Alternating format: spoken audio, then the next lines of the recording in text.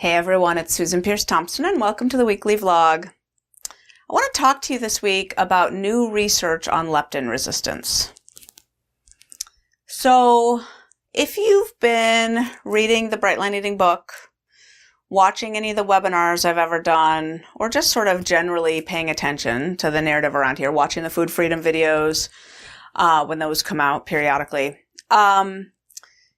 you'll be aware that there's a story here around how the brain blocks weight loss, and in particular, one of the ways that the brain blocks weight loss is by being wired up for this insatiable hunger, right? Like a hunger that doesn't go away. A hunger that you can eat a full dinner and you still have it. And then you got to sit on the couch and eat a bag of chips, and then after that, follow it off with a pint of ice cream, which is ridiculous. Your body long since stopped needing food, right? So where's the signal that tells the brain to stop eating? It's missing. That's insatiable hunger. That's caused by leptin resistance. Basically, leptin is the hormone that tells the brain, stop eating, you're done. You're full, dude, you're done.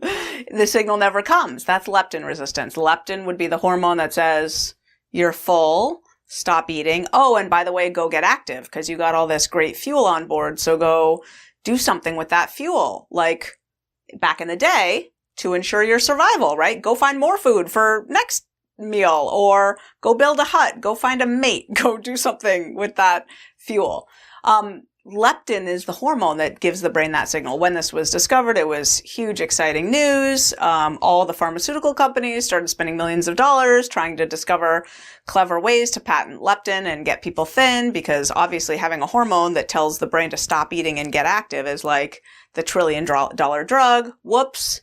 Shoot. You give people who have overweight or obesity a leptin pill or even leptin injections, it does nothing for them. How come? Well, because their brains can't see the leptin anyway. They already got plenty of leptin. As a matter of fact, leptin is released by the fat cells. So they have tons of leptin. They've got more leptin than the skinny people. Their brains just can't see it. Right? So then, if you've been following along to the Bright Line Eating narrative, at that point in the dialogue I say, and what's causing the leptin resistance? That's right, insulin. Okay, right there.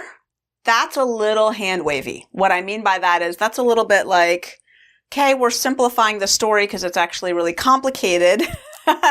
And this little bit you can understand and it's helpful.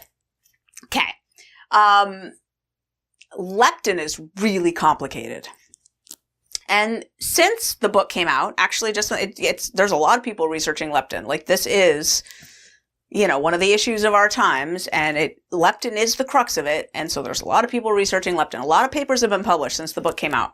So I just wanted to catch you up on some of the newer research. Now, I also want to just sort of say, like, in the realm of eating behaviors, it's not strange for things to be really complicated. In the realm of the brain, it's not strange for things to be really complicated. I just want to tell you a little story. Now, this story was told to me a long time ago by a very dear friend of mine named Kurt Thaw. So Dr. Kurt Thaw, Dr. Andrew Kurt Thaw, is a professor at a small liberal arts college down in the South at Millsaps College. I met him a long time ago because I interviewed for a faculty position down there.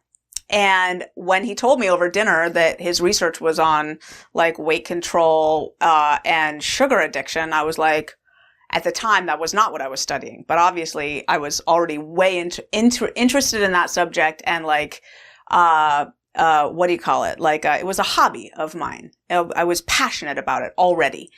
So anyway, at that dinner, this is the first dinner of my job interview, he was telling me this story about his professor at the Born Behavioral Laboratory at Cornell University when he did his postdoc there in the late 90s, okay? So this is a professor who's, esteemed in the field of behavioral science. So the science in particular of why people do what they do, motivation, drives, like behavior, right? Why do we do what we do? His name is Dr. Paul McHugh. And as he was entering his career, he was thinking to himself, this is the story that Kurt told me. In my career, I want to figure out human motivation. Like, why do people do the stuff they do? Why does anyone climb Mount Everest when people die doing that all the time, right? Why can some people get out of bed really easily and other people really struggle? Why do we marry the people we marry? Why do we feel so enamored with our partner at the beginning or give them flowers at the beginning and then stop giving them flowers later? Why do people do what they do? And he said, well, I'll study eating behavior first because that one's simple. You eat when you're hungry. You stop eating when you're satiated. End of story. We'll figure out the brain mechanisms there, and then we'll move on and one by one sort of start to conquer the really interesting subjects. And so the story goes, Kurt says, Dr. Paul McHugh never stopped studying eating because it's so bloody complicated that he never ever got to move on to anything that he thought was an interesting problem. Eating turns out to be one of the most complicated behavioral problems we know of. Like, it is so, like, people don't just eat when they're hungry, right? Look at Thanksgiving dinner. The pumpkin pie comes out. Are you hungry for that pumpkin pie? Really? Is your system hungry now? No, but you eat the pumpkin pie. Why do you eat the pumpkin pie, right? Like, the story gets really complicated really fast. So, and science is just, what we do when we explain science is we create a caricature, right? I mean, all of science is essentially a theory, which is basically like a story. It's like a sketch. And, we want it to reflect reality, but mostly we want it to be useful, right? Like, the best stories are the stories that have utility and are real. We like them to be both in science. Okay. So, turns out the eating motivation is really complicated. Let me catch you up on some research on leptin that's happened since we last spoke about the subject. Well, one of the things is that insulin's not the only thing that causes leptin resistance, it turns out. Lots of things cause leptin resistance. The good news for you is that Bright Line Eating handles all of them. So, high triglycerides cause leptin resistance, turns out. And inflammation causes leptin resistance. Good news is quitting sugar and flour, starting to eat a whole bucket full of vegetables that you weren't eating before. Wow, it handles triglyceride levels, handles insulin resistance, and insulin levels, and it handles inflammation. All that is like, we're cool in the gang. Like, you're doing Bright Line Eating, leptin's coming back on board. But it's interesting, like, there's multiple pathways for the blocking of leptin. Then this paper just came out. Now, this was pretty recent, actually. This paper just came out that showed a proposed mechanism. They discovered this MMP2, which is released, they said, in rats when they eat a high-fat diet.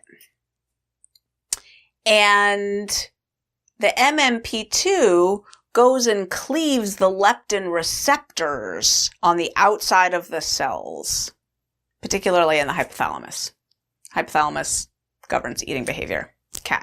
We also know from other research that leptin is also blocked at the brainstem. Two main places in the brain where it's blocked, the hypothalamus and the brainstem. Okay. This paper looked at the MMP2 molecule cleaving, like damaging, basically like chopping off kind of, leptin receptors on the outside of cells in the hypothalamus. So I read this study about the high-fat diet in rodents. I always forget. Mice, rats. It's probably mice. Whatever. Okay. I'm suspicious. Really? High-fat diet does that? I'm suspicious. So I look into it a little further. I've seen this before.